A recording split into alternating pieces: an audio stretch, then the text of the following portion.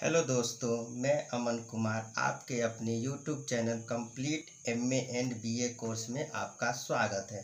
पिछले वीडियो में हमने देखा राष्ट्रपति पद की योग्यता, निर्वाचन पद्धति, वेतन एवं महाभियोग। आज हम इस वीडियो में देखेंगे भारत के राष्ट्रपति की शक्तियाँ, कार्यों की विवेचना कीजिए। संघीय सरकार की समस्त कार्यपालिका शक्ति राष्ट्रपति में निहित है। भारत में संसदीय लोकतंत्र होने के कारण राष्ट्रपति अपनी शक्ति का प्रयोग और कर्तव्य के संपादन हेतु मंत्रिपरिषद की सहायता एवं परामर्श पर निर्भर है। राष्ट्रपति की समस्त वास्तविक शक्तियाँ मंत्रिपरिषद में निहित होती हैं। राष्ट्रपति अपनी शक्ति का प्रयोग और कर्तव्य का संपादन प्रतीक के रूप में ही करता है। इस रूप में उसे व्यापक शक्ति प्राप्त है। राष्ट्रपति की समस्त शक्तियाँ को दो भागों में बांटा जा सकता है। पहला सामान्यकालीन शक्तियाँ, दूसरा संकटकालीन शक्तियाँ। एक एक करके देखते हैं दोनों को। सामान्यकालीन शक्तियाँ अथवा अधिकार। 1 नंबर, कार्यपालिका अथवा प्रशासनिक शक्ति। संविधान के अनुच्छेद 53 के अनुसार संघ की कार्यपालिका शक्ति राष्ट्रपति में निहित होती है। वह इसका प्रयोग संविधान के अनुसार स्वयं या अपने अधीनस्थ पदाधिकारियों द्वारा करेगा। इस प्रकार शासन का समस्त कार्य राष्ट्रपति के नाम से होता है।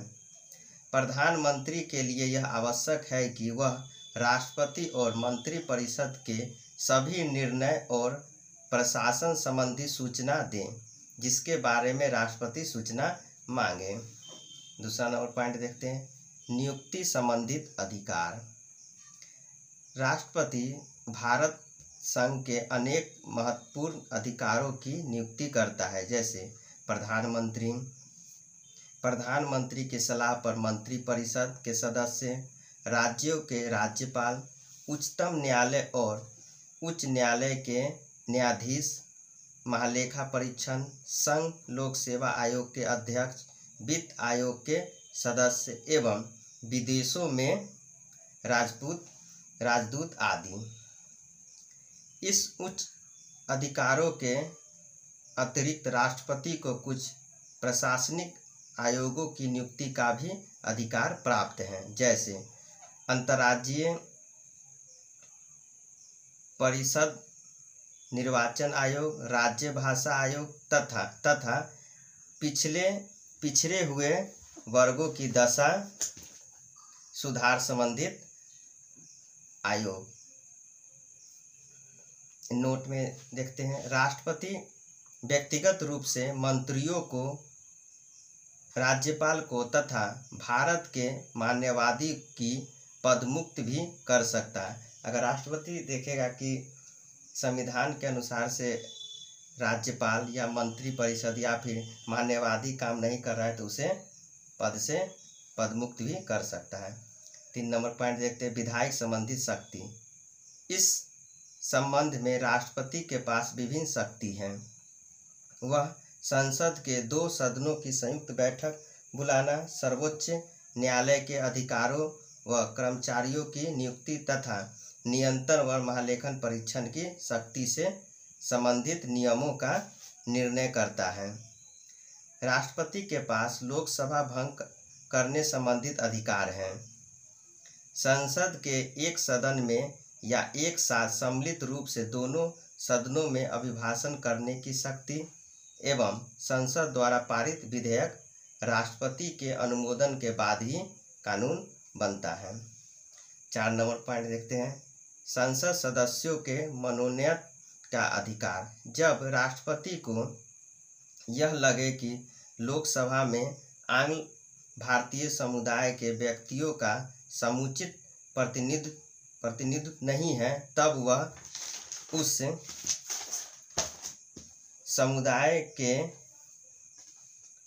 2 व्यक्तियों को लोकसभा के सदस्य के रूप में नामांकित कर सकता है, अनुच्छेद 331 के तहत। इसी प्रकार वह कला, साहित्य, पत्रकारिता, विज्ञान तथा सामाजिक कार्यों में पर्याप्त अनुभव एवं दक्षता रखने वाले 12 व्यक्तियों को राज्यसभा में मनोनीत कर सकता है। अनुच्छेद 80(3) के तहत राष्ट्रपति लोकसभा में 2 और राज्यसभा में 12 अगल इंडियन का नियुक्ति कर सकता है। 5वां पॉइंट देखते हैं, अध्यादेश जारी करने की शक्ति। संसद के स्थगन के समय अनुच्छेद 123 के तहत राष्ट्रपति अध्यादेश जारी कर सकता है, जिसका प्रभाव संसद के अधिनियम के समान होता है। इसका प्रभाव संसद शुरू होने के 6 सप्ताह तक रहता है। 6 नंबर पॉइंट, राजनीतिक शक्ति। दूसरे देशों के साथ कोई भी समझौता या संधि राष्ट्रपति के नाम से की जाती है। राष्ट्रपति विदेशों के लिए भारतीय राजदूतों को नियुक्त करता है एवं भारत में विदेशों के राजदूतों की नियुक्ति का अनुमोदन करता है। 7 नंबर पॉइंट, सैनिक क्षेत्र में शक्ति। राष्ट्रपति भारत की समस्त सेनाओं का प्रधान सेनापति है, किंतु इस अधिकार का प्रयोग वह कानून के अनुसार ही कर सकता है।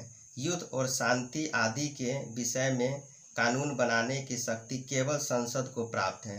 भारत का राष्ट्रपति संसद की स्वीकृति के बिना न तो युद्ध की घोषणा कर सकता है और न ही सेनाओं का प्रयोग कर सकता है। 8 नंबर पॉइंट देखते हैं, क्षमादान की शक्ति।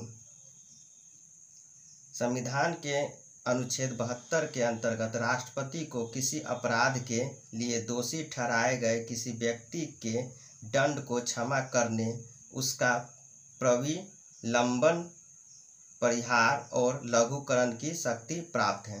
क्षमा में दंड और बंधीकरण दोनों हटा दिया जाता है तथा दोषी को पूर्णतः मुक्त कर दिया जाता है। मृत्यु दंड का लघुकरण कर कठोर या साधारण कारावास में परिवर्तन करना लघुकरण कहलाता है।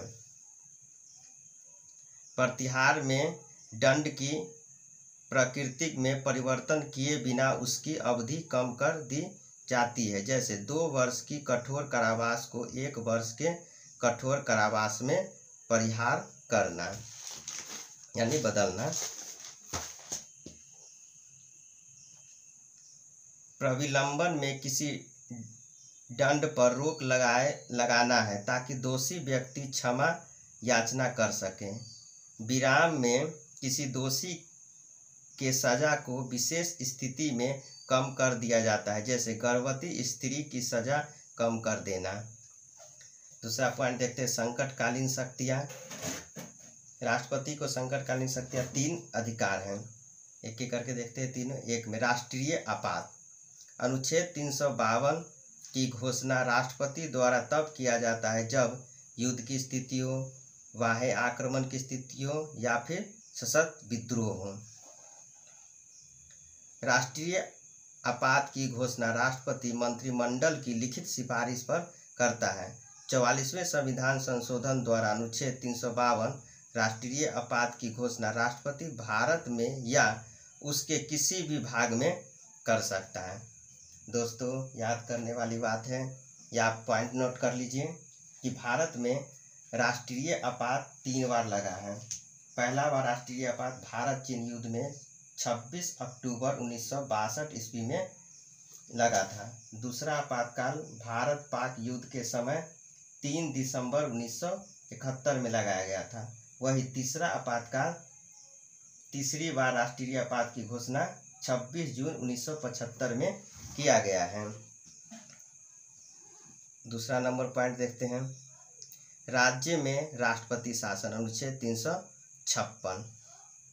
अनुच्छेद 356 के अधीन राष्ट्रपति किसी राज्य में यह समाधान हो जाने पर कि राज्य में संवैधानिक तंत्र विफल हो गया है तथा राज्य संघ की कार्यपालिका के किन्हीं निर्देशों का अनुपालन करने में असमर्थ रहता है, तो राज्य में राष्ट्रपति शासन की घोषणा की जा सकती है। नोट में देखते हैं, सर्वप्रथम 20 जुलाई 1951 ईस्वी में पंजाब राज्य में अनुच्छेद 356 का प्रयोग किया गया था एवं सर्वाधिक समय तक